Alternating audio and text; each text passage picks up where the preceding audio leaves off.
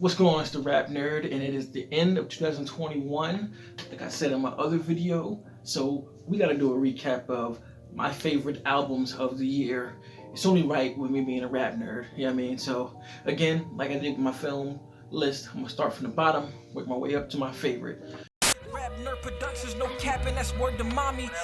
So starting off at number 10 is DMX's Exodus. Now, I don't like this album as a whole. There's some joints here and there, but there are memorable staples that I'm glad that are going to be left with me as my last, hearing of a DMX record. You know what I mean? These are all like pretty new records. Rest in peace, rest in power to the legend. Two songs in particular. One, that Bath Salt record. I mean, DMX sharing a song with Hove and Nas is crazy over a Swiss beat. That's gonna be a joint that I'll bump forever moving forward. The same thing with this other record on there featuring Griselda called Hood Blues. Listening to that forever. DMX's verse on there is so X that just having those two records alone just makes me love this album. I'm not gonna lie, and it could be a little bit of a bias just because of what DMX meant to me growing up and as an MC. So I have Exodus on there, point blank period. That's number 10. Now, number 9 on here is Tyler the Creator, Call Me If You Get Lost. Now, I don't know who pissed Tyler off to get in his bag like this, but thank you whoever did it, because this is the Tyler I've never seen before. I've never seen him be on his aggressive punchline lyrical rap the way he was here. Haven't seen it. It is not to say that Tyler can't rap, because he definitely can rap, but I just love hearing MCs get like this who aren't normally like this. You just are on their wordsmith, let me talk my shit type of songs, and you get this throughout. Like, I think one of my favorite songs on there is Dumb, one that he performed. I forgot the other name of the record. I'm not super duper good with names, but I remember melodies and lyrics, and it's the one bar when he says, and it might be the same record, I'm not sure, when he's like, I take a piss before, I wash my hands before I take a piss. Like, I just love hearing MCs that be on that type of time, you know what I mean? It's got the typical Tyler sound, like I said, that mix of like the Neptunes meets Kanye, like it's like a merging of those, and it doesn't help that you have DJ Drama ad-libbing, just amping this whole thing up as the record just continues, and this made for one of the most enjoyable albums of the year, and one of the most made a stint this year, because I'll admit I do like Tyler, but he's not somebody I listen to frequently, but this one here is like one I can definitely see me going back to more often than the rest of his music. Number 8 is Kanye, Yeezy, Donda. Now, I think this album is way too long. I'm not gonna front. It is, 20 songs too long. But I think when you can pick the ones that you really mess with out of this whole album, you can get something really, really solid. And we all know Kanye just has ideas that are just here and there. He's back and forth with everything he does, but one thing I love about Ye is you always see the effort, you always see the passion in his music, and you always hear the artist at work when he makes music, and even when he does his videos and his shows. And I just love the passion that he always brings to the table. Can't really think of any time Ye just kind of didn't try and bring something. And to me, he brought some joints here. Particularly my favorite might be, I don't have this particular favorite, but I have favorites. Like, I love the joint with the Locks and Jay Electronica. Like, just hearing, it's like an 8-minute record, but just hearing MCs get off the way they do. I mean, this was old Ye. This was Electronica with one of his best verses. This is the Locks just going over, a dope soulful beat. That joint alone is just like, and then I can't forget Jail Part 1 with Hove. This was Watch the Throne all over. This made me want another album from them two. This made me want another Hove album. Just hearing everything they saying and just this. When I first heard this record, it almost brought a tear to my eye. I'm just like, this is legendary shit we're hearing right now, man. Like, Jesus. And then my other joint, Make Me New Again. Like, there's some joints on here that I really, really, really, really love and will continue to listen to. So, a little long, but still, I'm really digging it. So, from 7 up from here, these are all records that I thoroughly enjoyed, loved, will be bumping, and made my 2021 musically. So number 7 is Kaytranada, Intimidation. And some people, Kaytranada is a producer, first of all, and explaining his music is kind of hard. He's one of those artists that you really have to listen to get it. It's like house with a hip hop and funk soul fusion. Like and that sounds kind of crazy, but you just have to listen to it to understand it. And he released this EP, like I said, it's called Intimidation. It's only 3 records, but boy, do they go. The first joint features her.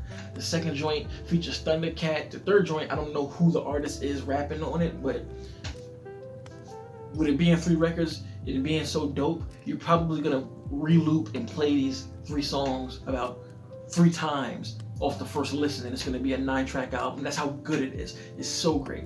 Kaytranada is one of my favorite ever. He has made 2 of my favorite albums of all time, 99% and Bubba, and I love this little EP just to get me through the year. So that's number 7. Number 6 is Nas Magic. I think is this an EP or an album? I don't know what they call it these days, but it's 9 tracks. Him and Hit Boy at it again, bringing that fire. Hit Boy just gets Nas. Like, he understands what beats Nas sounds great over. They find that pocket, they come together like this, and it's just magic every time. And I didn't say that with a pun intended, but it just all sounds so damn good. Like, it sounds New York, but it's updated at the same time. Like, and it doesn't make Nas sound crazy. Like, I mean, it's just fire, bro. From the first song, Speechless, and then I think it goes into my favorite on the album. I probably think it's Joe Black. I just love how aggressive Nas was rapping, and then when he hit that double time flow on the hook, I just love that. Give me the cheese, give me the bun, give me the flow back. The best MCs, 103, how could you post that? Like, him doing that over like a boom bapish beat is just hard. And then I love how he has some records that don't even have a kick in it. Like, I think the song is The Truth, I believe. Is it Truth? I forgot. I'm not great with names, but he has a few songs on there where it's just him The Ugly is what it's called, okay. And he's just going over the beat, and it's just like, he just shined on it. Like, both of them shined together, and though it's so short and it just came out last week, easily one of my favorites of the year. I just was listening to it a second ago, so I love it, man. I love Nas. It's one of my favorite MCs ever. So that's that spot. Number 5 on this list is Benny the Butcher, The Plugs I Met, collaboration with Harry Fraud. And Benny just is nice, dog. Like, Benny is an MC that reminds me of the stuff that I grew up on. Like, he reminds me of that early 2000s era where it's just like bars, multi-syllable rapping, punches, just that hard, like, East Coast rap that I could appreciate. Like, I grew up listening to all that stuff like that. The way he raps is like, just, I don't see anybody doing it like that. There's not many people who give it up the way him and Grizz up to do, but this album in particular, him and Harry just mesh so well. Like, MCs need to do this more. Like, I'm seeing this being a thing. Just link up with one producer, make a short album, and just have that sound and just kill it. I think my favorite joint on there is Plug Talk, featuring 2 Chainz. And there's this other record, I forgot the name of the record. That's my second favorite. He says,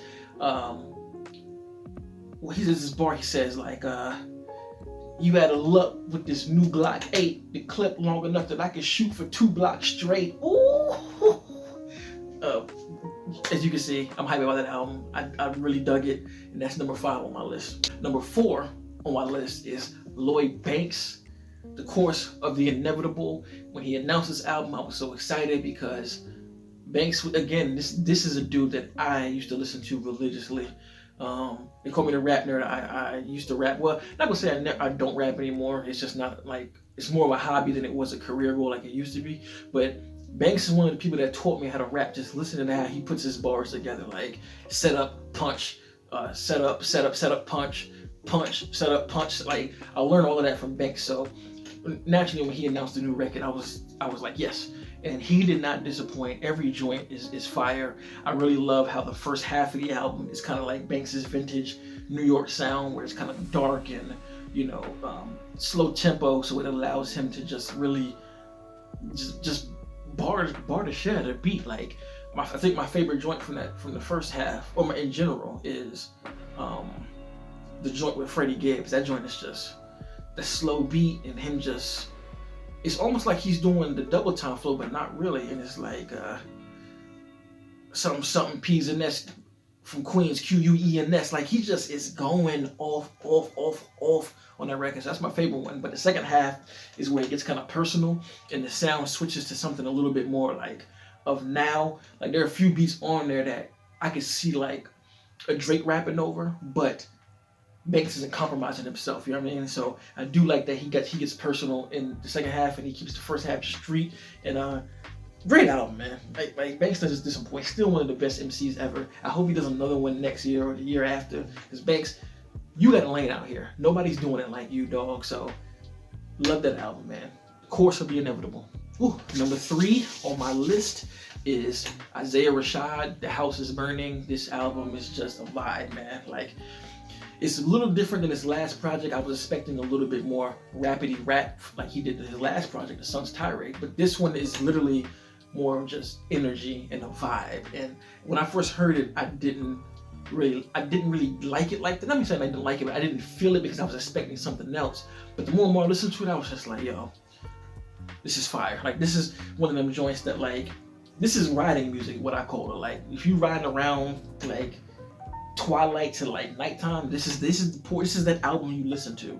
Like just if you haven't done it before, go out, put this album on at like, what time is it, like maybe like 5 o'clock, 6 o'clock, ride around playing this album until it gets to night, and oh my god, such a mood. My favorite record on there is Headshots. Like he previewed it a while ago and I was excited to hear it. It's just that bounce. Okay, you caught me by surprise in my brand new whip, baby, meet me at the store if I'm gone, don't fear. Like, oh man, such a good record, and he has more of those. What's my other favorite one? The single Lay With Ya, the joint with Uzi on it, the joint with the sample, the Project Pat sample. So you can tell him this is my top dog. F that. He did a remix that I just heard with Project Pat and Juicy J, which is fire. They both show up. Like that version is dope on its own. So this album is literally a vibe. It's something that you can chill with. Like whatever your vice is, whether it be you like just sip a little something, smoke a little something. You can make the lights low, just sit there, drink, and be in your mode. And that's my third joint. My third on this list. House is Burning. Check that out if you haven't. Super dope album. Now, number 2 is J. Cole Off Season. What an incredible album. I see some people didn't like it and will be like, oh, it's not introspective like it usually is. I don't think that was the purpose. Like, to me, this is the 4th part of his mixtape series. You know, Friday Night Lights, The Warm Up. What's the other one? It's the first one. Damn. I'm sitting here talking about J. Cole. But it's the 4th piece to that trilogy. I don't want to spend time sitting there trying to think of it. My favorite out of that series is Friday Night Lights. But until this one is by far my favorite just because it's all original. And Cole is just him rapping his ass off. That was his point. Like, to me, his first verse on the intro, 85 North, is still the hardest verse this year to me. Period. This shit too easy for me now. Nigga Cole been going plat since back when CDs was around. Which so when I tripled that, I can't believe these fucking like his multi-game is ridiculous. Like the syllables he plays with, dog. Like on their second record, My Life, his first verse on there, like, oh my god, like just listen to that and just follow the sound of what does it say? The product. Alright, take the word product, listen to that first verse and just count how many times he's using that word, throwing it around. Like, when my problems against me, guns a dollar, but my number dollars against me, nigga. Like that is impressive to do. And then over a trap beat, and to be doing it at the rapid speed that he's doing it, bro. And then you have punching the clock when he was just going off 24 bars. That was me and 08, seeing no cake. She took my account. It was crazy. Didn't know I got more M's than a real Slim Shady video. I love hearing Cole when he's in his bag like that. Adore this album. I played this album like for at least 2 months straight when it dropped. You can ask my wife; she was kind of getting sick of this. But I even wrote and recorded an album just because of what Cole did on this project. Didn't put it out, of course, but that's how inspiring it was to hear him just go off like that. So that's my number 2 spot. Lyricism overload, man. Cole, good shit. Now, number 1 spot, and it's funny because I had Cole at number 1 before I heard this one. This one came out after Cole's record, and number 1 is King's Disease 2.